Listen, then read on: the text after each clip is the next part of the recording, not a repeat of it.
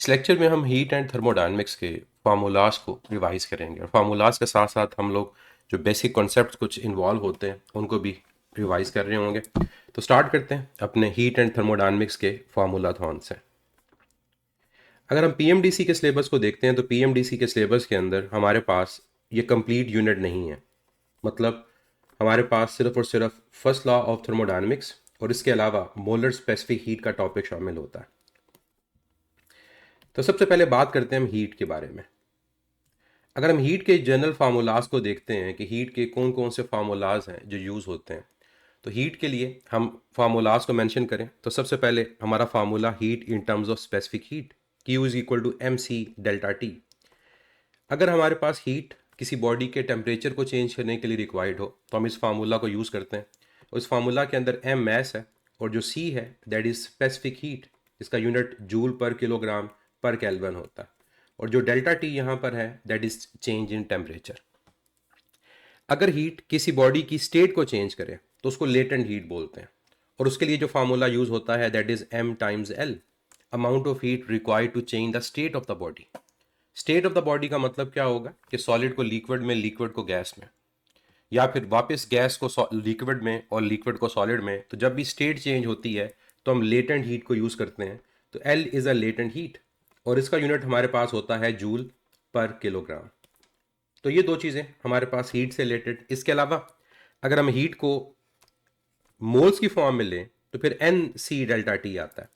यहाँ पर भी हमारे पास जो सी है वो स्पेसिफिक हीट है, लेकिन इसको हम नाम देते हैं मोलर स्पेसिफिक हीट का।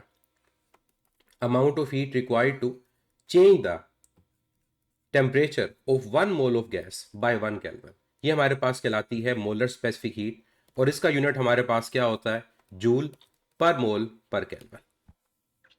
इसके अलावा हीट को एंट्रोपी की फॉर्म में भी रिप्रेजेंट किया जाता है। एंट्रोपी होता है measure of disorder in a system और उसका फार्मूला हमारे पास क्या है, Q is equal to S times T. इसमें T एब्सोल्यूट टेम्परेचर है और जो S है दैट इज एंट्रोपी और एंट्रोपी का यूनिट हमारे पास जूल पर केल्विन होता है।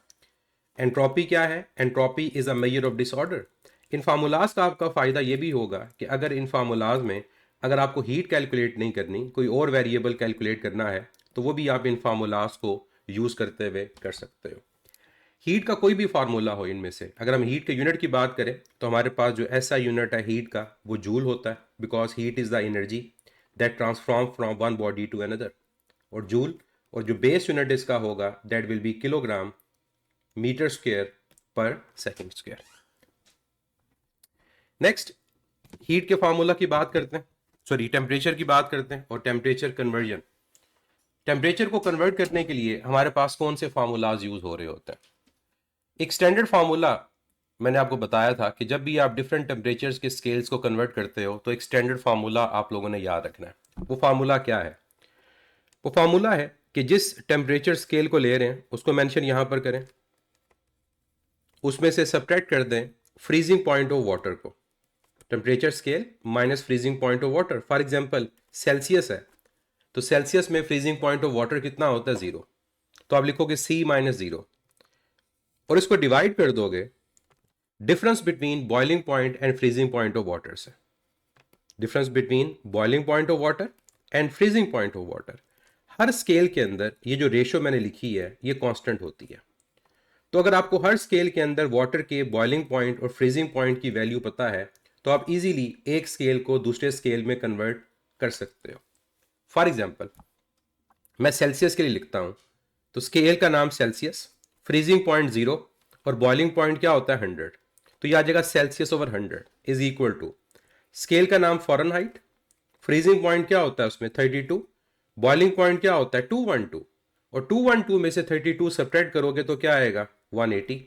फिर स्केल का नाम केल्विन, फ्रीजिंग पॉइंट होता है 273.15 और बॉइलिंग पॉइंट होता है 373.15। तो डिफरेंस लेंगे तो क्या आएगा 100 आ जाएगा। तो ये वो फार्मूला है जिसके थ्रू आप सेल्सियस को फॉरेनहाइट, फॉरेनहाइट को केल्विन में कन्वर्ट कर सकते हो। फॉर एग्जाम्पल अगर आप लोगों ने कन्वर्ट करना है यहां पर सेल्सियस को और फॉरेनहाइट को तो क्या फार्मूला बनेगा। अगर आपने सेल्सियस और फॉरेनहाइट को कन्वर्ट करना है तो आप इन दो इक्वेशंस को यूज कर रहे होंगे। अब इन इक्वेशन को जब यूज करेंगे तो क्रॉस मल्टीप्लाई करें 180 को लेफ्ट साइड पे, तो 180 ओवर 100 क्या आता है 9/5। तो ये वो फार्मूला है जो आमतौर पे आप लोग याद रखते हो कि 9/5c is equal to f-32। ये फार्मूला कहां से आया, इन इक्वेशंस को इक्वेट करके। और इसी तरह से आप सेल्सियस और फॉरेनहाइट दोनों को कन्वर्ट कर सकते हो। लेट्स से आप लोगों ने कन्वर्ट करना है सेल्सियस को केल्विन में, तो आप सेल्सियस और केल्विन की इक्वेशन को कंपेयर करोगे, 100 डिनोमिनेटर में कैंसिल हो जाएगा और रिजल्ट क्या आएगा, सेल्सियस इज इक्वल टू के माइनस 273.15। और ये फार्मूला होता है कि केल्विन में अगर टेम्परेचर गिवन हो तो उसमें से 273.15 सेपरेट करो तो आंसर किस में आ जाता है, सेल्सियस में आ जाता है। और थर्ड कन्वर्जन, अगर आप लोगों ने फॉरेनहाइट को कन्वर्ट करना है केल्विन में, तो फॉरेनहाइट और केल्विन की इक्वेशन को कंपेयर करोगे तो क्रॉस मल्टीप्लाई करेंगे 180 को राइट साइड पे, तो ये फार्मूला आएगा Fahrenheit -32 is equal to 9/5 times के माइनस 273.15। तो बेसिक अगर आपको इक्वेशन याद है ना, तो उस इक्वेशन को यूज करते हुए आप किसी भी दो टेम्परेचर को कन्वर्ट कर सकते हो। ये सिंपल मेथड आपके पास। फिर यहां पर टेम्परेचर के चेंज की बात होती है कि टेम्परेचर के चेंज को कैसे कन्वर्ट किया जाता है। तो ये जो फार्मूला मैंने मेंशन किया है ये टेम्परेचर को कन्वर्ट करने का है। अगर आपने टेम्परेचर के चेंज को कन्वर्ट करना है तो उसका फार्मूला क्या होता है, उसका फार्मूला ये होगा temperature change in Celsius is equal to, हमारे पास अब डिनोमिनेटर का ख्याल रखिएगा कि डिनोमिनेटर आपके पास जो आ रहा है यहां पर वो क्या आ रहा है। अब इसमें बेसिकली करना ये होता है कि जो आपके पास न्यूमरेटर है उसको चेंज से कन्वर्ट कर देना। तो जहां जहां पर आपके पास वैल्यूज मेंशन है न्यूमरेटर में, सेल्सियस उसको आप लिख दोगे डेल्टा टी इन सेल्सियस, फॉरेनहाइट है उसको लिख दोगे डेल्टा टी इन फॉरेनहाइट, और केल्विन है उसको लिख दोगे डेल्टा टी इन केल्विन। और डिनोमिनेटर को उसी तरह से रहने दोगे, यहां पर लिख दोगे 100, यहां पर लिख दोगे 180 और यहां पर लिख दोगे 100। तो ये जो मैंने फार्मूला लिखा है ये टेम्परेचर के चेंज को कन्वर्ट करने का, चेंज को। तो फॉर एग्जांपल अगर टेम्परेचर का चेंज फॉरेनहाइट में गिवन हो तो सेल्सियस में कितना होगा, आप इक्वेट करके आंसर फाइंड कर सकते हो। जो शॉर्टकट क्या होता है 1.8 टाइम्स। तो मैं यहां पर शॉर्टकट को मेंशन करूं तो क्या होगा कि जब आप इन दोनों को कंपेयर करोगे तो शॉर्टकट ये बनता है temperature change in Fahrenheit is equal to 1.8 times temperature change in Celsius. ये कैसे आया, 180 ओवर 100 9/5 होता है और 9/5 1.8 होता है। और अगर आप सेल्सियस को और केल्विन को कंपेयर करोगे तो आप सब जानते हो कि टेम्परेचर का चेंज सेल्सियस में और टेम्परेचर का चेंज केल्विन में वो सेम होता है। तो एक फार्मूला मेन, उससे सारे के सारे फार्मूलाज जो होते हैं वो ड्राइव हो जाते हैं। तो ये आपके पास रिलेशन है टेम्परेचर की चेंज के कन्वर्जन के। नेक्स्ट चलते हैं आगे, और नेक्स्ट हमारे पास जो फार्मूला है that is about thermal conductivity. जब हम लॉज ऑफ थर्मोडायनेमिक्स को पढ़ते हैं तो फर्स्ट लॉ ऑफ थर्मोडायनेमिक्स होता है about thermal equilibrium. Thermal equilibrium का मतलब होता है कि जब दो बॉडीज जिनका टेम्परेचर डिफरेंट है उनको आपस में कंबाइन करते हैं तो हीट ट्रांसफर होती है from high temperature to low temperature. और हीट ट्रांसफर होने से एक ऐसी स्टेट अचीव होती है जिसके ऊपर दोनों बॉडीज का टेम्परेचर सेम हो जाता है। अब ये जो प्रोसेस है हीट के ट्रांसफर का ये थर्मल कंडक्टिविटी कहलाती है। तो थर्मल कंडक्टिविटी में हमारे पास जो हीट का रिलेशन है वो क्या है, Q हीट को रिप्रेजेंट करेगा, that is equal to K times delta T A T over L. अब ये वेरिएबल्स कौन कौन से हैं, इन वेरिएबल्स का आपको बताता हूं। इन वेरिएबल्स के अंदर अगर हम K की बात करें तो K हमारे पास है कोफिशिएंट ऑफ थर्मल कंडक्टिविटी जो हर मटेरियल का डिफरेंट होता है। Delta T change in temperature है, ए कॉन्टैक्ट एरिया है, एल हमारे पास लेंथ है और टी हमारे पास टाइम है जितनी देर तक वो बॉडीज कॉन्टैक्ट में रहेंगी। तो जब भी हम दो बॉडीज को आपस में कनेक्ट करते हैं और हीट ट्रांसफर होती है तो कितनी हीट ट्रांसफर होती है हम इस फार्मूला को यूज करते हैं। तो Q आपके पास रिप्रेजेंट करेगा हीट ट्रांसफर को, obviously from high temperature to low temperature, और कब तक, जब तक थर्मल इक्विलिब्रियम अचीव होता है। K यहां पर इंपॉर्टेंट है और K हमारे पास है कोफिशिएंट ऑफ थर्मल कंडक्टिविटी। जैसे हीट के बाकी फार्मूलाज के अंदर C कांस्टेंट होता है, L कांस्टेंट होता है, इसी तरह इस फार्मूला के अंदर भी जो K है वो कांस्टेंट है। और के है कोफिशिएंट ऑफ थर्मल कंडक्टिविटी। इस फार्मूला से आप इसका यूनिट फाइंड कर सकते हो। इसकी वैल्यू टेबल से ली जाती है। ए क्या है? ए कॉन्टैक्ट एरिया, कि जो दो बॉडीज आपके पास आपस में अटैच हैं उनका कॉन्टैक्ट एरिया, उनका सरफेस एरिया लिया जाता है, जिसके थ्रू हमारे पास हीट ट्रांसफर हो रही होती है। टी टाइम ऑफ कॉन्टैक्ट है। टाइम ऑफ कॉन्टैक्ट मीन्स कितनी देर तक वो बॉडीज आपस में कॉन्टैक्ट में रहती हैं, क्योंकि इससे पता चलेगा कि हीट कितनी देर तक ट्रांसफर हुई। जितना टाइम ऑफ कॉन्टैक्ट ज्यादा उतनी हीट ट्रांसफर भी ज्यादा। And what is L? L आपके पास उस कंडक्टर की लेंथ है जिसके थ्रू हीट ट्रांसफर हो रही है। तो ये आपके पास थर्मल कंडक्टिविटी का अगर कभी कोई क्वेश्चन आए कि दो बॉडीज आपस में अटैच है और हीट ट्रांसफर को कैलकुलेट करना है, तो आप इस फार्मूला को यूज करोगे। और यहां से अगर आप कोफिशिएंट ऑफ थर्मल कंडक्टिविटी जो के है, अगर आप उसके फार्मूला को देखें तो बेसिकली वो कांस्टेंट है। वो किसके इक्वल आएगा? वो आएगा क्यू एल, क्रॉस मल्टीप्लाई किया, और ये डिवाइड किससे हो रहा होगा? ये डिवाइड हो रहा होगा डेल्टा टी ए इंटू टी से। तो जब आप इनके यूनिट्स को सॉल्व करेंगे तो उसका यूनिट आएगा वॉट, क्योंकि heat over time joule over second what है, पर मीटर पर केल्विन। तो ये आपने यूनिट भी याद रखना है अगर कोई इससे रिलेटेड एमसीक्यू आता है। नेक्स्ट हमारे पास है internal energy. What is internal energy? Sum of all types of energies in a system. और ये मॉलिक्यूलर लेवल पे होती है। मॉलिक्यूलर लेवल के ऊपर हमारे पास किसी भी सिस्टम में गैस के अंदर जितनी भी एनर्जीज होती हैं उन तमाम का सम ये इंटरनल एनर्जी कहलाता है। आइडियल सिस्टम के अंदर हम जानते हैं कि जो इंटरनल एनर्जी होती है वो डिपेंड कर रही होती है टेम्परेचर के ऊपर, क्योंकि आइडियल गैस के अंदर पोटेंशियल एनर्जी जीरो होती है। आइडियल गैस के अंदर सिर्फ काइनेटिक एनर्जी होती है, और वो भी ट्रांसलेशनल काइनेटिक एनर्जी। और ट्रांसलेशनल काइनेटिक एनर्जी को हम नाम क्या देते हैं? टेम्परेचर का। तो सबसे इंपॉर्टेंट चीज़ जो यहाँ पर इंटरनल एनर्जी से रिलेटेड है वो ये है कि इंटरनल एनर्जी की हमारे पास जो डिपेंडेंस है वो किस पे होगी? तो that is it depends on the temperature. और अगर ये टेम्परेचर पे डिपेंड करेगी तो that depends on the average kinetic energy. कि जो मैंने साइन पे ब्रैकेट्स यूज कर रहा हूँ, जो सिंबल यूज कर रहा हूँ, ये एवरेज के लिए होते हैं। और average kinetic energy basic temperature है। और इसी तरह से आप ये भी कह सकते हो कि जो चेंज इन टेम्परेचर होगा और चेंज इन इंटरनल एनर्जी ये भी डायरेक्टली प्रोपोर्शनल है। इसलिए तो कहा जाता है कि अगर एक सिस्टम हमारे पास ऐसा है जहां टेम्परेचर चेंज नहीं हो रहा, मीन्स आइसोथर्मल प्रोसेस, तो वहां पर इंटरनल एनर्जी का जो चेंज होता है वो किसके इक्वल होता है? वो जीरो के इक्वल होता है। अब इंटरनल एनर्जी के फार्मूलाज को याद रखने के लिए जो चीज़ इंपॉर्टेंट है वो डिग्री ऑफ फ्रीडम है। अगर आपको डिग्री ऑफ फ्रीडम की वैल्यू पता है for different type of gases, तो आप इजीली इंटरनल एनर्जी को कैलकुलेट कर सकते हो। अब डिग्री ऑफ फ्रीडम क्या था? जब हम ये बात करते हैं कि हमारे पास गैसेस में काइनेटिक एनर्जी होती है, तो कितनी तरह की काइनेटिक एनर्जी प्रेजेंट है? ट्रांसलेशनल है, रोटेशनल है, वाइब्रेशनल है। फिर ट्रांसलेशनल तीन डायरेक्शन में होती है, एक्स वाई एंड जी। तो जितनी तरह की काइनेटिक एनर्जी होगी उतना डिग्री ऑफ फ्रीडम होगा। डिग्री ऑफ फ्रीडम होता है number of independent terms in the expression of kinetic energy. तो अगर आप डिग्री ऑफ फ्रीडम की वैल्यूज को याद रखें कि हमारे पास मोनोटॉमिक गैस के लिए कितनी है, डायाटॉमिक गैस के लिए कितनी है, और पॉलीटॉमिक गैस के लिए कितनी है, तो ऑटोमेटिकली आपके पास इंटरनल एनर्जी के फार्मूलाज भी वो याद हो जाएंगे। तो मोनोटॉमिक के लिए डिग्री ऑफ फ्रीडम 3 होता है, मतलब 3 तरह की काइनेटिक एनर्जी प्रेजेंट होगी, और बेसिकली वो ट्रांसलेशनल की ही 3 होती हैं। डायाटॉमिक का जो डिग्री ऑफ फ्रीडम है दैट इज 5, और पॉलीटॉमिक का जो डिग्री ऑफ फ्रीडम है वो 7। अब हमारे सिलेबस में डिग्री ऑफ फ्रीडम डिस्कस नहीं होता, लेकिन हम इसको डिस्कस सिर्फ अपने फार्मूलाज को आसान करने के लिए, शॉर्टकट्स के लिए करते हैं।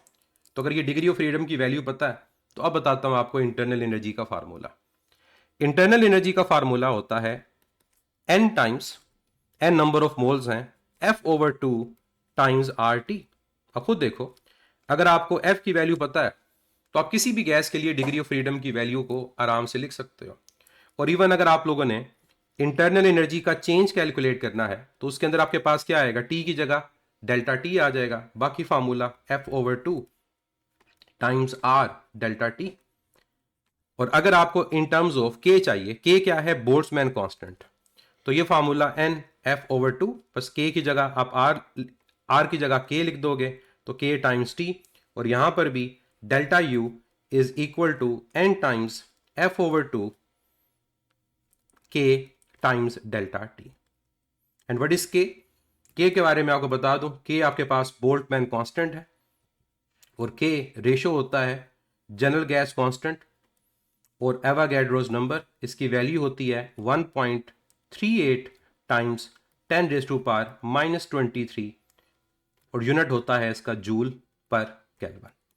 तो अब आप बताएं, क्या किसी भी गैस के लिए इंटरनल एनर्जी कैलकुलेट कर सकते हैं अगर नंबर ऑफ मोल्स गिवन हो?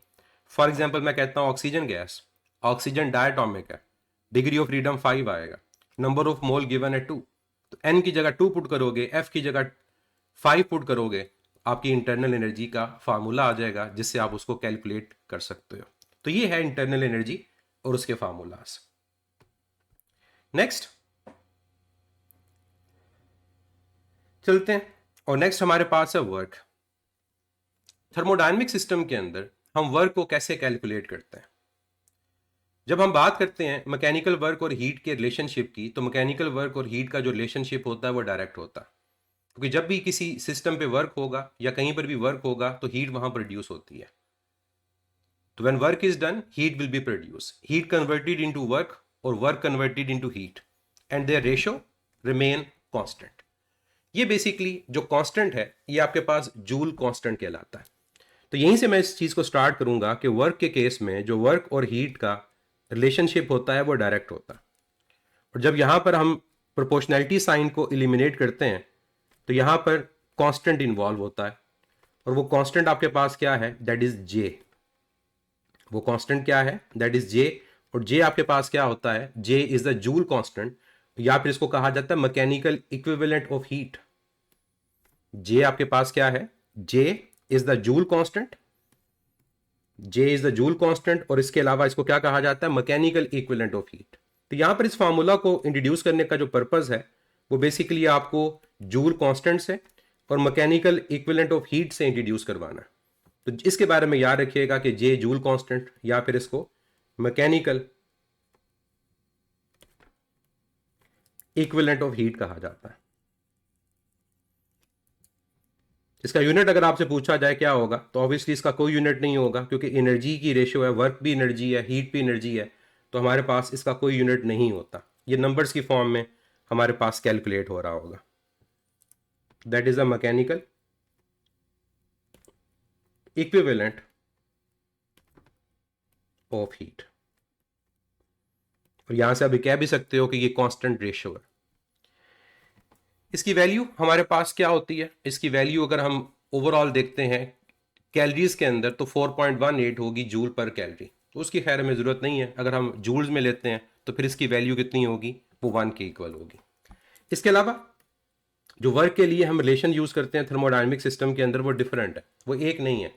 जैसे आइसोथर्मल के लिए वर्क डिफरेंट होगा, आइसोबैरिक के लिए वर्क डिफरेंट होगा, आइसोकॉरिक के लिए वर्क का फार्मूला डिफरेंट होगा, और इसी तरह से एडियाबैटिक के लिए वर्क का फार्मूला डिफरेंट होगा। लेकिन जो कॉन्सेप्ट सब में सेम है वो क्या है? जो कॉन्सेप्ट सब में सेम वो ये है कि अगर प्रेशर और वॉल्यूम का ग्राफ ड्रॉ करेंगे तो जो भी ग्राफ की शेप है, इवन आपके पास साइक्लिक प्रोसेस है, कोई भी ग्राफ की शेप हो, तो इस ग्राफ का जो एरिया होगा ये वर्क को रिप्रेजेंट करेगा। तो ये बात आपने याद रखनी है कि जब भी प्रेशर वॉल्यूम का ग्राफ ड्रॉ होगा तो area under the graph that will represent the work done. और इवन अगर आपके पास साइक्लिक प्रोसेस है तो जो भी इनक्लोज एरिया होगा वो रिप्रेजेंट किसको करेगा? वो वर्क को रिप्रेजेंट करेगा। अब यहां पर मैं आपको डिफरेंट वर्क के फार्मूलाज बताऊंगा कि आइसोथर्मल के अंदर वर्क का फार्मूला क्या होता है, इसी तरह से एडियाबैटिक के अंदर क्या होता है, आइसोबैरिक में क्या होता है, और आइसोकॉरिक में क्या होता है। तो one by one in formulas की बात करते हैं। सबसे पहले आइसोबैरिक, और सबसे रिलेटेड न्यूमेरिकल क्वेश्चन नहीं आते।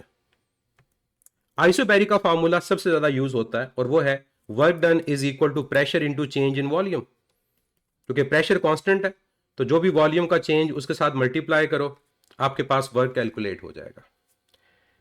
आइसोथर्मल, आइसोथर्मल का फार्मूला आपके पास नेचुरल लॉ की फॉर्म में होता है और इसको हम विदाउट कैलकुलेटर सॉल्व नहीं कर सकते। तो फार्मूला की हद तक बस याद रखिएगा NRT LN। LN क्या है? नेचुरल लॉग, और नेचुरल लॉग किसका? वॉल्यूम की रेशो का, V2/V1। और ये फार्मूला प्रेशर की रेशियो में भी लिखा जाता है, तो ये फार्मूला बनता है n टाइम्स RT और साथ आएगा natural log P1 over P2। अब इन फार्मूलाज को सिर्फ फार्मूलाज की हद तक याद रखें, लेकिन अगर आप इससे रिलेटेड कोई न्यूमेरिकल एक्सपेक्ट करते हैं तो वो नहीं आ सकता। एडियाबैटिक, एडियाबैटिक प्रोसेस का फार्मूला क्या होता है? एडियाबैटिक प्रोसेस के अंदर जो वर्क को कैलकुलेट किया जाता है वो CV की फॉर्म में, स्पेसिफिक हीट की फॉर्म में कैलकुलेट किया जाता है, और वो फार्मूला होता है work is equal to n times n number of mole CV, molar specific heat at constant volume times delta T, NCV delta T। और हमारे पास जो फार्मूला इसका R की फॉर्म में आएगा, गैस कांस्टेंट की फॉर्म में, वो आता है n times R delta T over gamma -1। तो ये एडियाबैटिक के वर्क है। आइसोकॉरिक का मैं वर्क यहां पर नहीं मेंशन करूंगा, और उसकी रीजन आप जानते हो कि आइसोकॉरिक प्रोसेस में जो वर्क डन की वैल्यू होती है वो 0 होती है। फिर एक्सपेंशन और कंप्रेशन में वर्क के क्वेश्चन होते हैं कि कहां वर्क ज्यादा होता है। एक्सपेंशन के केस में आइसोबैरिक का वर्क ज्यादा होता है, और कंप्रेशन के केस में एडियाबैटिक का वर्क डन वो ज्यादा होता है। तो ये फार्मूलाज हैं और पॉइंट्स हैं जो वर्क से रिलेटेड आप याद रखोगे। बाकी वर्क डन कब पॉजिटिव होता है और वर्क डन कब नेगेटिव होता है ये भी आप जानते हो, और ये केमिस्ट्री के रिवर्स है कि वर्क डन पॉजिटिव कब होगा और वर्क डन नेगेटिव कब होगा। पॉजिटिव तब होगा जब work done by the system है, तो जब भी सिस्टम आपके लिए काम कर रहा है, गैस एक्सपैंड कर रही है, तो ये बाय द सिस्टम है, पॉजिटिव है। और नेगेटिव कब होता है? जब भी कंप्रेशन के लिए सिस्टम के ऊपर वर्क किया जाएगा। तो work done by the system positive and work done on the system, और इसकी एग्जांपल आपके पास कंप्रेशन है, वो क्या होगा? वो नेगेटिव होगा। नेक्स्ट हमारे पास है first law of thermodynamics. First law of thermodynamics से रिलेटेड जो मैथमेटिकल फॉर्म है वो बड़ी सिंपल सी है, क्योंकि first law of thermodynamics is about conservation of energy, कि हीट की एक फॉर्म दूसरी फॉर्म में कन्वर्ट होती है, और इसका रिलेशन हमारे पास होता है heat given to the system is equal to work done plus change in internal energy. फिर इसी को रीअरेंज करके लिखा जाता है, जैसे रीअरेंज करके इसको लिखा जाता है कि इंटरनल एनर्जी का चेंज किसके इक्वल है? That is equal to the difference between heat and work done. ये भी करेक्ट है। और इवन अगर ये लिखा जाए कि वर्क किसके इक्वल है, तो work is the difference of heat and change in internal energy. तो ये तीनों mathematical forms first law of thermodynamics से रिलेटेड करेक्ट है। जो चीज यहां इंपॉर्टेंट है वो साइंस है, कि हीट कब पॉजिटिव होती है, कब नेगेटिव होती है। जब सिस्टम को हीट प्रोवाइड करोगे पॉजिटिव, जब सिस्टम से हीट लोगे नेगेटिव। कब वर्क डन पॉजिटिव है, कब नेगेटिव है।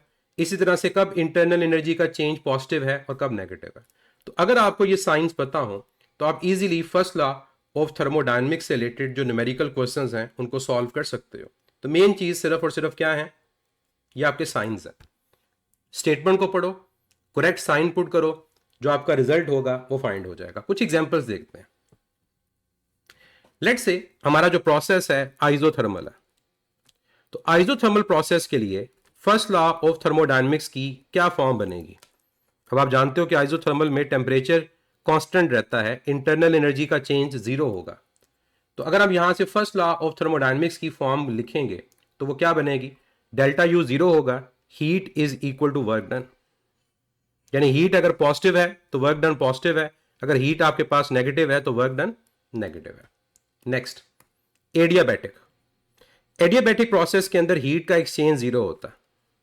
अगर हीट का एक्सचेंज 0 तो Q को 0 के इक्वल पुट करोगे तो वहां से जो मैथमेटिकल फॉर्म्स बनेगी वो दो तरह की बनती हैं, कि वर्क डन अगर पॉजिटिव है तो डेल्टा यू नेगेटिव है, और अगर आपके पास वर्क डन नेगेटिव है तो डेल्टा यू पॉजिटिव है। क्या डिफरेंस होता है दोनों के अंदर? ये दो इक्वेशंस क्यों बन रही हैं? इन दोनों में डिफरेंस जो है वो ये है कि एक एडियाबैटिक एक्सपेंशन को शो करता है और एक एडियाबैटिक कंप्रेशन को शो करता है। बताएंगे कि इनमें से कौन सा एक्सपेंशन का है और कौन सा कंप्रेशन का है। जब वर्क डन पॉजिटिव है तो क्या ये एडियाबैटिक एक्सपेंशन है? यस। जब वर्क डन पॉजिटिव है तो ये आपके पास एडियाबैटिक एक्सपेंशन को शो करता है। इससे ये पता चलता है कि एडियाबैटिक एक्सपेंशन में टेम्परेचर डिक्रीज करता है क्योंकि डेल्टा यू नेगेटिव है।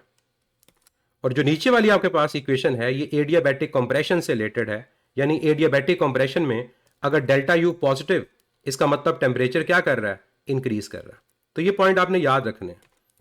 कि जब आपके पास एडियाबैटिक एक्सपेंशन हो रही होगी तो डेल्टा यू नेगेटिव है, इसका मतलब आपका टेम्परेचर डिक्रीज कर रहा है। और जो आपके पास एडियाबैटिक कंप्रेशन है इसमें डेल्टा यू पॉजिटिव है, दैट मीन्स आपके टेम्परेचर की वैल्यू इंक्रीज कर रही है। Then isobaric process. Isobaric process में ऐसा कोई भी चेंज नहीं आता, क्योंकि फर्स्ट लॉ ऑफ थर्मोडायनेमिक्स में ऐसी कोई टर्म नहीं है जो जीरो हो। तो सिंपली आप लिखते हो Q is equal to work done plus delta U, कुछ भी जीरो नहीं है। वर्क की जगह आप ये लिख सकते हो pressure times delta we, pressure times change in volume, क्योंकि प्रेशर यहां पर क्या है, कांस्टेंट है, प्लस डेल्टा यू। मजीद इस सिंबल को आप चेंज कर सकते हो, क्यू की जगह क्यू पी लिख दो, means heat at constant pressure. और last one isochoric process.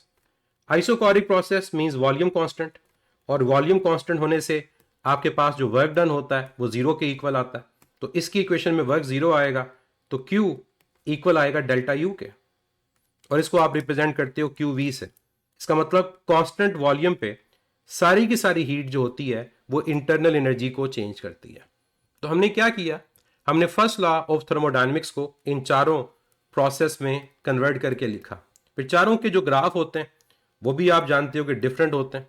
Isothermal का ग्राफ आपके पास कर्व होगा, स्लोप लेकिन कम होगी, क्योंकि वॉल्यूम की पावर 1 से रिलेशन होता है। एडियाबैटिक में वॉल्यूम की पावर गैमा होती है और ये प्रोसेस सडन होता है, इसकी स्लोप हमारे पास ज्यादा होती है। आइसोबैरिक में स्लोप नहीं होती क्योंकि प्रेशर कांस्टेंट है, तो ग्राफ वॉल्यूम एक्सिस के पैरेलल होगा, इसकी स्लोप जीरो। और जो आपके पास आइसोकोरिक प्रोसेस है इसमें ग्राफ की स्लोप इन्फिनिटी, क्योंकि वॉल्यूम कांस्टेंट है, तो प्रेशर एक्सिस के ग्राफ क्या होगा, वो पैरेलल होगा। तो ये ग्राफ भी आप लोगों ने इन प्रोसेस से रिलेटेड याद रखने हैं। नेक्स्ट चलते हैं, और नेक्स्ट हमारे पास है स्पेसिफिक हीट।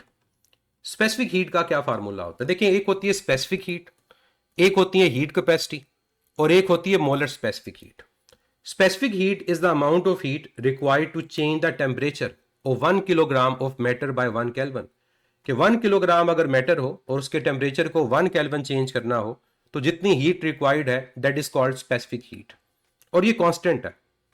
तो C इक्वल होता है Q over M delta T के, ये इसका फार्मूला है।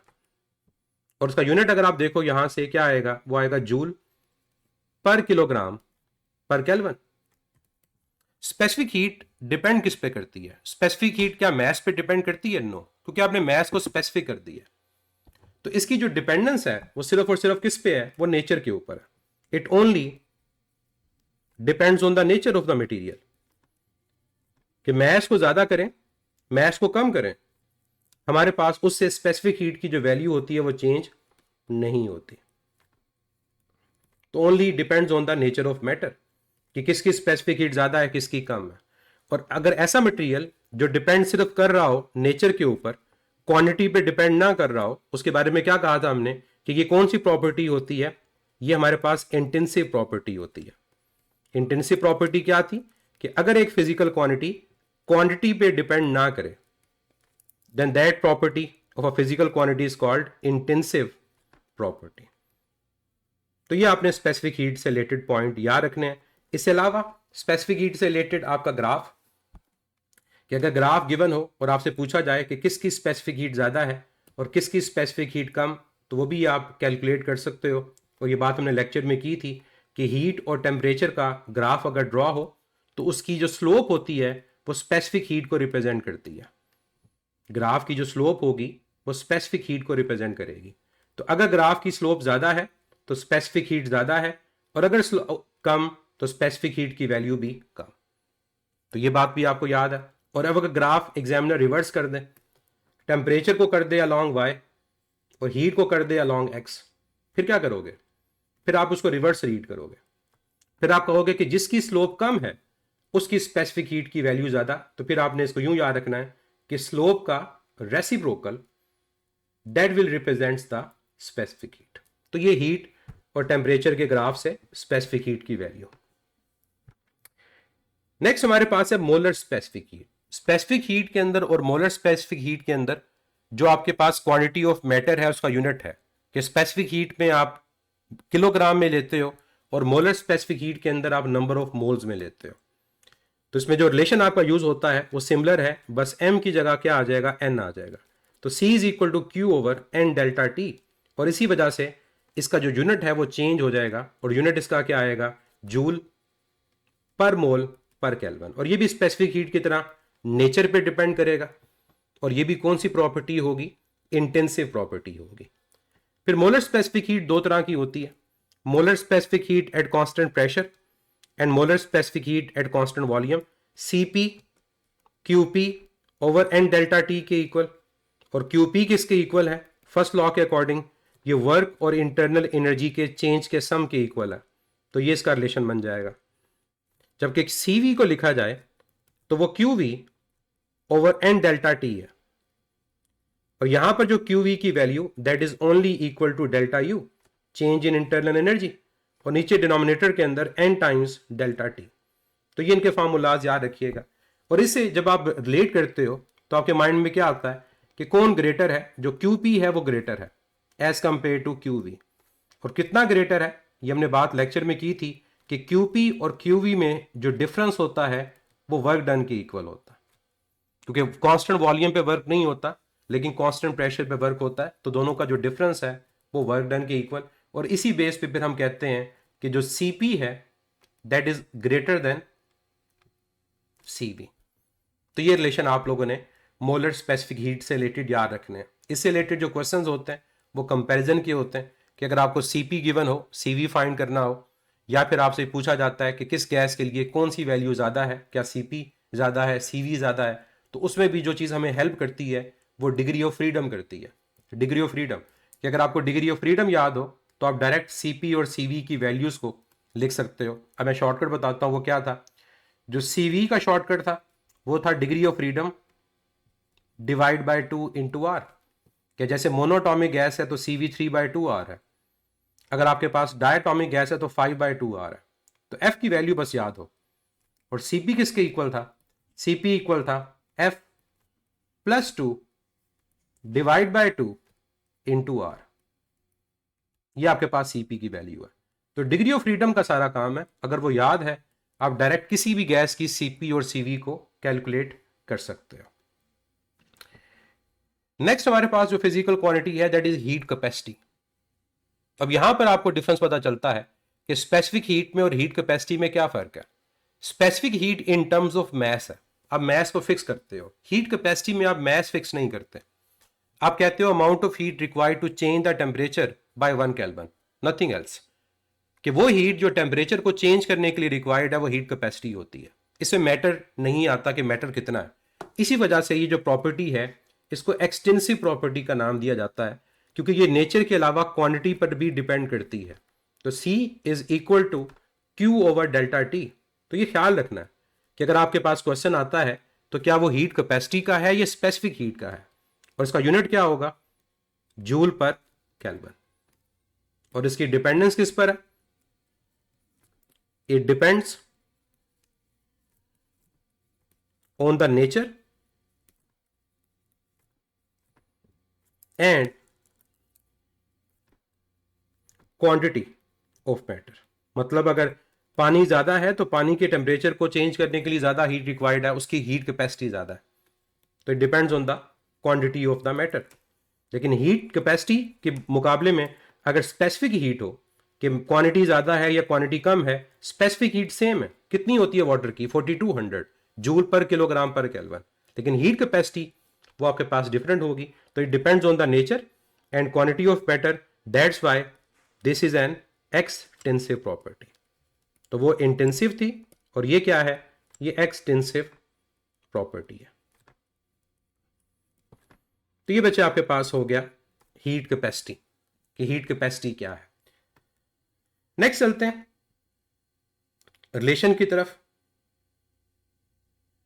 क्योंकि लेटेंट हीट और लेटेंट हीट के बाद फिर हमारे पास रिलेशन नहीं आ रहे, इसको मैं फिर रिलेशन को यहीं पर ऐड कर देता हूं कि सीपी और जो सीवी है उसका हमारे पास क्या रिलेशनशिप होता है, ताकि वो मिस ना हो। सीपी और सीवी का हमारे पास क्या रिलेशनशिप होता है। सीपी और सीवी के हम रिलेशनशिप को देखें तो Cp और Cv का जो डिफरेंस होता है वो R के इक्वल होता है। तमाम गैसेस के लिए R की वैल्यू सेम है, तो Cp और Cv का जो डिफरेंस होगा तमाम गैसेस के लिए वो सेम होगा। इसी तरह से Cp और Cv की जो रेशो होती है वो गैमा के इक्वल होती है। तो ये दो रिलेशंस हमारे इंपॉर्टेंट है क्वेश्चन पॉइंट ऑफ व्यू से कि Cp गिवन हो तो Cv कैलकुलेट करो, या फिर आपके पास Cp गिवन हो तो गैमा की वैल्यू कैलकुलेट करो। तो इन रिलेशंस को यूज करते हुए हम कैलकुलेशन करते हैं। फिर गैमा के लिए भी एक शॉर्टकट था कि अगर आप किसी भी गैस के लिए गैमा को कैलकुलेट करना चाह रहे हो तो आप डिग्री ऑफ फ्रीडम की फॉर्म में भी इसको कैलकुलेट कर सकते हो, और वो उसका फार्मूला क्या था, 1+2 divide by degree of freedom. कि जैसे अगर आपके पास मोनोटॉमिक गैस का डिग्री ऑफ फ्रीडम 3 है, तो जब आप मोनोटॉमिक गैस का गैमा कैलकुलेट करोगे 5/3 आएगा, और 5/3 1.67 होता है। तो इस शॉर्टकट के थ्रू आप गैमा की वैल्यू को कैलकुलेट कर सकते हो। अब यहां पर एक बड़ा इंपॉर्टेंट पॉइंट, ये जो फार्मूलाज हमने ऊपर पढ़े हैं ना, इनमें जो Cp है या Cv है, याद रखिएगा ये आपके पास रिप्रेजेंट कर रहा है किसको, मोलर स्पेसिफिक हीट को। इसको रिप्रेजेंट कर रहा है मोलर स्पेसिफिक हीट को। और अगर ये मोलर स्पेसिफिक हीट को रिप्रेजेंट कर रहा है, दैट मींस इसकी जो डिपेंडेंस है वो नंबर ऑफ मोल्स पे नहीं है। इसीलिए हमारे इस फार्मूला के अंदर नंबर ऑफ मोल्स नहीं आ रहे। तो चाहे ये Cp है या ये Cv है, that is molar specific heat. अगर कहीं पर आपका फार्मूला यूं लिखा हो Cp minus Cv and that is equal to N times R, तो याद रखिएगा ये फार्मूला मोलर स्पेसिफिक हीट का नहीं होता। ये फार्मूला फिर किसका होता है, ये फार्मूला आपके पास होता है हीट कैपेसिटी का। तो ये हीट कैपेसिटी है कांस्टेंट प्रेशर के ऊपर, और Cv है heat capacity eight constant volume. क्योंकि हीट कैपेसिटी क्वांटिटी पे डिपेंड करता है, तो अगर आपका क्वेश्चन हीट कैपेसिटी का होगा ना, तो फिर यहां पर नंबर ऑफ मोल्स इन्वॉल्व होंगे। लेकिन अगर मोलर स्पेसिफिक हीट का होगा या स्पेसिफिक हीट का होगा, तो फिर नंबर ऑफ मोल इन्वॉल्व नहीं होते। और यही डिफरेंस होता है दो तरह के क्वेश्चंस में। क्या आप देखते हो कि कई क्वेश्चन में आंसर NR से आता है और कई क्वेश्चन में N यूज नहीं करना पड़ता, तो उसमें स्टेटमेंट देखनी पड़ती है कि क्या हमें मोलर स्पेसिफिक हीट गिवन है या हीट कैपेसिटी गिवन है। तो अगर आपको ये चीज याद है तो आप ऐसे क्वेश्चन में कभी भी गलती नहीं करते। क्लियर, ये फार्मूलाज का डिफरेंस क्लियर हो गया आपको। साथ ही साथ मैं आपको डिग्री ऑफ फ्रीडम की वैल्यू के अकॉर्डिंगली गैमा की वैल्यूज बता दूं कि मोनो के लिए गैमा की वैल्यू क्या होती है, डाया के लिए क्या होती है, और पोलो के लिए और पोली के लिए क्या होती है। मोनो, डाया एंड पोली। बल्कि Cp और Cv भी बता देता हूं कि Cp और Cv क्या होता है। मोनो के लिए जो आपके पास गैमा की वैल्यू वो आती है 5/3, और 5/3 होता है 1.67, और ये सबसे बड़ी वैल्यू है। डाया के लिए जो गैमा होता है वो 7/5 होता है, और 7/5 1.4 के इक्वल होता है। और पोली के लिए गैमा 9/7 होता है, और 9/7 ये सबसे कम वैल्यू आएगी, ये 1.29 आएगी। अब Cp और Cv भी बता देता हूं कि मोनो के लिए जो Cp होता है वो 5/2R होता है, और Cv की वैल्यू मोनो के लिए ये 3/2R होती है। डाया के लिए जो Cp की वैल्यू वो 7/2R होती है, और Cv की वैल्यू 5/2R होती है। और पोली के लिए Cp की वैल्यू सबसे ज्यादा, वो 9/2R, और Cv की वैल्यू 7/2R होती है। तो ये वैल्यूज आपको डायरेक्ट याद रखनी चाहिए, इससे आपके कई क्वेश्चन जो होते हैं वो इजीली सॉल्व हो जाते हैं। नेक्स्ट चलते हैं लेटेंट हीट पर। और लेटेंट हीट के बारे में मैंने स्टार्ट में बताया था कि लेटेंट हीट क्या होती है। Latent heat is the amount of heat required to change the state. कि फर्स्ट करो आपको सॉलिड को कन्वर्ट करना है लिक्विड में, इसको बोलते हैं लेटेंट हीट ऑफ फ्यूजन। और इवन अगर आपको लिक्विड को सॉलिड में कन्वर्ट करना है, इसको भी क्या बोला जाता है, इसको भी लेटेंट हीट ऑफ फ्यूजन बोला जाता है। और अगर आपको लिक्विड को कन्वर्ट करना है गैस में, या गैस को कन्वर्ट करना है लिक्विड में, इसको बोला जाता है लेटेंट हीट ऑफ वेपराइजेशन। एक सब्लिमेशन भी होती है जहां डायरेक्ट सॉलिड गैस आपस में कन्वर्ट होते हैं। तो लेटेंट हीट क्या है, amount of heat required to change the state. और जब भी स्टेट चेंज होती है टेम्परेचर कांस्टेंट रहता है। इसीलिए लेटेंट हीट के फार्मूला के अंदर आपके पास टेम्परेचर नहीं आता। इसका फार्मूला क्या है, L is equal to Q divide by M। ये सिंपल सा फार्मूला है और इसका यूनिट क्या होता है? इसका यूनिट होता है जूल पर किलोग्राम। और जो चीज़ आपने याद रखनी है वो क्या है कि लेटेंट हीट हमेशा कांस्टेंट टेम्परेचर पे ली जाती है, क्योंकि जब भी आपकी स्टेट चेंज होती है टेम्परेचर चेंज नहीं होता, सिर्फ पोटेंशियल एनर्जी चेंज हो रही होती है, कांस्टेंट काइनेटिक एनर्जी होती है, कांस्टेंट टेम्परेचर होता है।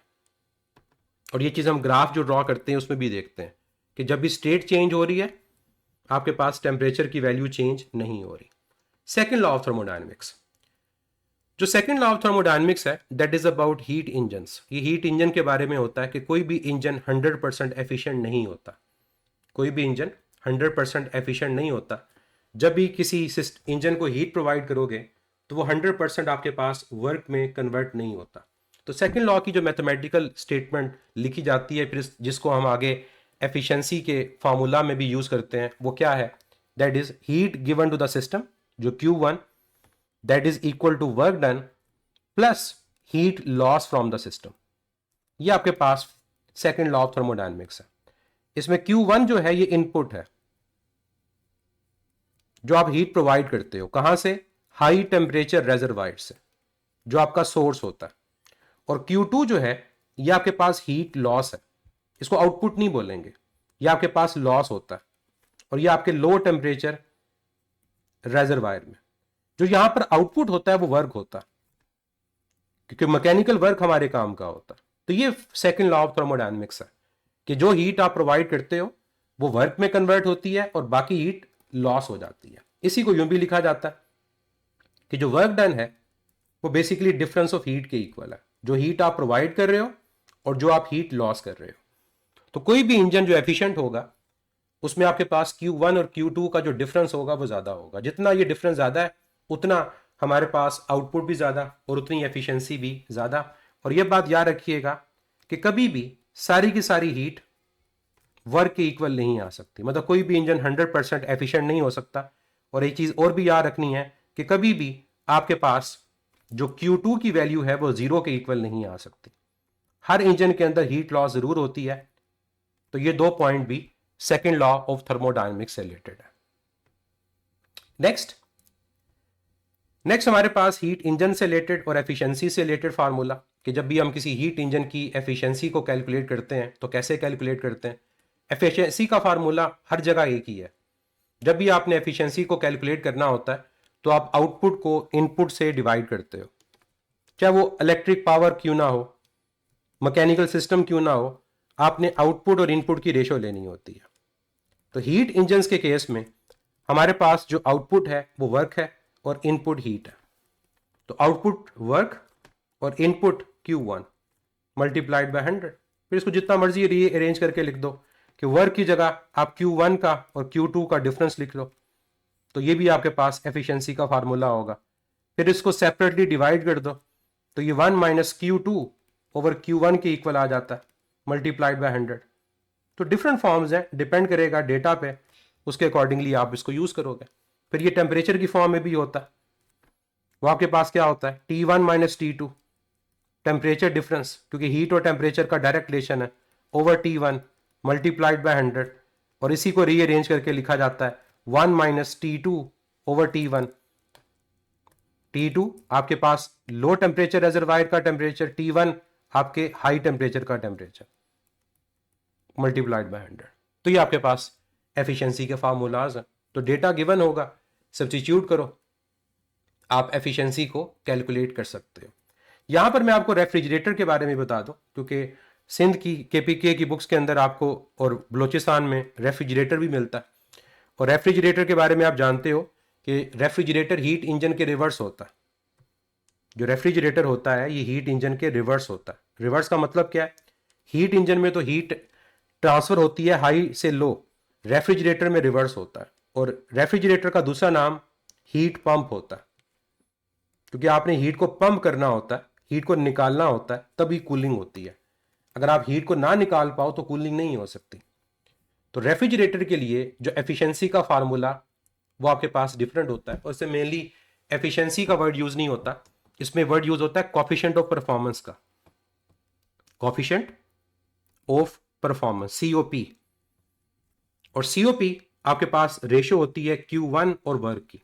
तो अगर आप बोर्ड से देखो फार्मूला को तो ये एफिशिएंसी के रिवर्स है, और इसको अगर आप फर्दर लिखते हो तो Q1 over Q1 minus Q2 इस तरह से लिखते हो।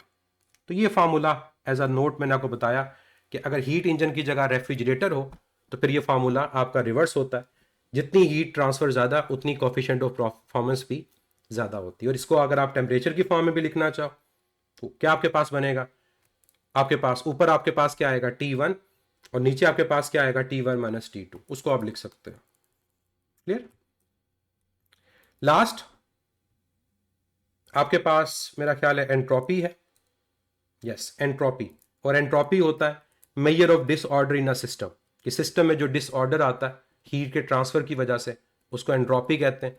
और एंट्रोपी का ताल्लुक सेकंड लॉ ऑफ थर्मोडायनेमिक्स से होता है, क्योंकि कोई भी इंजन 100% एफिशिएंट नहीं होता। इसका मतलब एंट्रोपी हमेशा इंक्रीज करती है, एंट्रोपी कभी डिक्रीज नहीं करती है। एंट्रोपी कांस्टेंट रह सकती है, उसके अलावा एंट्रोपी इंक्रीज करती है। एंट्रोपी कैलकुलेट कैसे करते हैं, जो हीट आपके पास ट्रांसफर हो रही है उसको आप एब्सोल्यूट टेम्परेचर से डिवाइड कर दो। अगर हीट दे रहे हो पॉजिटिव, एंट्रोपी पॉजिटिव, हीट निकल रही है हीट नेगेटिव, एंट्रोपी भी नेगेटिव। तो हीट का ताल्लुक डायरेक्टली होता है किससे, हीट के साथ। तो एंट्रोपी का ताल्लुक हीट से होता है।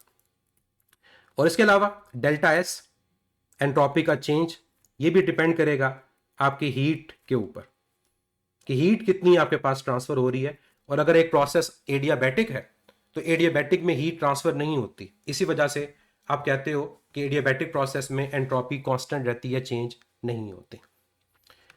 तो ये याद रखना है। इसके अलावा इसका यूनिट आप याद रखिएगा, इसका यूनिट आपके पास जूल पर केल्विन है। और ये यूनिट हम इसके अलावा किसके लिए पढ़ते हैं, हीट कैपेसिटी के लिए, और इसके अलावा गैस कांस्टेंट के लिए। लास्ट दो पॉइंट कि सॉलिड्स और लिक्विड्स में एंट्रोपी को कैलकुलेट करने का क्या रिलेशन होता है, और इसके अलावा गैसेस के अंदर एंट्रोपी को कैलकुलेट कैसे किया जाता है। तो ये आपके पास दो सिंपल से फार्मूलाज, ऊपर वाले फार्मूलाज से ही आते हैं, कोई डिफरेंट फार्मूलाज नहीं है हमारे पास। फार्मूला तो मेन यही है ना, Q ओवर T। तो Q की वैल्यू क्या आती है, वो MC delta T, MC delta T, या फिर आपके पास ML। ये क्यों मैं फार्मूलाज लिख रहा हूं, क्योंकि जो आपके पास हीट है वो टेम्परेचर को भी चेंज कर सकती है, स्टेट को भी चेंज कर सकती है। तो अगर तो आपके पास टेम्परेचर चेंज हो रहा है तो स्पेसिफिक हीट का फार्मूला, और अगर आपके पास चेंज क्या हो रहा है, स्टेट, तो लेटेंट हीट का फार्मूला। और डिवाइड दोनों किससे हो रहे होंगे, एब्सोल्यूट टेम्परेचर से। और गैसेस के लिए जब हम इसको यूज करते हैं Q ओवर T को, तो वहां पर आपके पास सिर्फ वर्क डन नहीं होता गैसेस में, बल्कि गैसेस की इंटरनल एनर्जी भी चेंज हो रही होती है। तो ये जो फार्मूला फर्स्ट लॉ से लिखा, ये मेनली आप गैसेस के लिए यूज करते हो। और यहां पर वर्क को pressure into change in volume इस फॉर्म में भी लिख सकते हैं, plus delta you divide by T, तो एंट्रोपी आपके पास कैलकुलेट हो जाएगी। तो ये फार्मूलाज एंट्रोपी से रिलेटेड याद रखिएगा। बाकी बेसिक चीज़ें एंट्रोपी के बारे में कि एंट्रोपी हमेशा बढ़ती है, एंट्रोपी कभी कम नहीं होती। एडियाबैटिक प्रोसेस में हीट ट्रांसफर नहीं होती, उसमें एंट्रोपी जीरो या कांस्टेंट। हर रिवर्सिबल प्रोसेस के अंदर भी एंट्रोपी आपके पास का चेंज जीरो होता है, क्योंकि जितनी हीट देते हो वो हीट वापस आ जाती है, तो ऐसा कोई चेंज नहीं आता। और एंट्रोपी के बारे में कहते हैं कि एंट्रोपी टाइम एरो है, मतलब टाइम के साथ एंट्रोपी हमेशा बढ़ती है।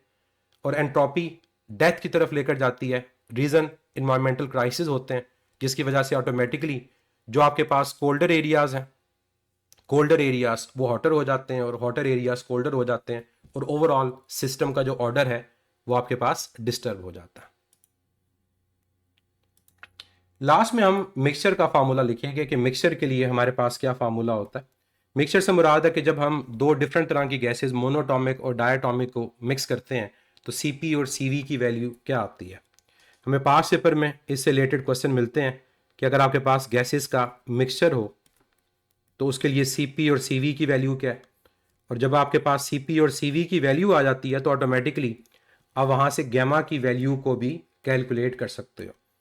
तो फर्स्ट करो दो गैसेज हैं जिसके नंबर ऑफ मोल N1 और N2, उनको आप मिक्स कर रहे हो, तो Cp किसके इक्वल आएगा, N1 Cp1 plus N2 Cp2, N1 Cp1 plus N2 Cp2, मतलब दोनों गैसेस के नंबर ऑफ मोल्स, दोनों गैसेस के सीपी की वैल्यूज, और डिवाइड कर दोगे किससे, नंबर ऑफ मोल्स के सम से, N1 प्लस N2।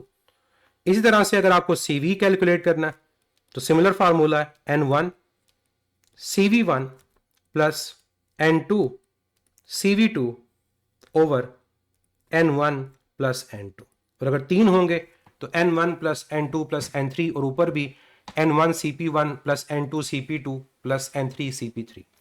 और जब आप इनको डिवाइड करोगे तो यहां से आपके पास गैमा का फार्मूला आ जाएगा, डिनोमिनेटर कैंसिल हो जाएगा, तो आएगा NCP1 प्लस NCP2, और 3 होंगे तो आपके पास 3 भी आ जाएगा, और साथ 1 2 अगर नंबर ऑफ मोल्स डिफरेंट है तो N1 और यहां पर N2 CP2। अब इन फॉर्मूलाज को याद रखने के लिए आपको मोनोटॉमिक, डायटॉमिक और पॉलीटॉमिक इनकी डायरेक्ट CP और CV की वैल्यू याद होनी चाहिए। उससे ये होगा कि जैसे कोई गैस गिवन है, जैसे ऑक्सीजन है तो वो डायटॉमिक, आप उसके CP और CV को यूज कर लोगे।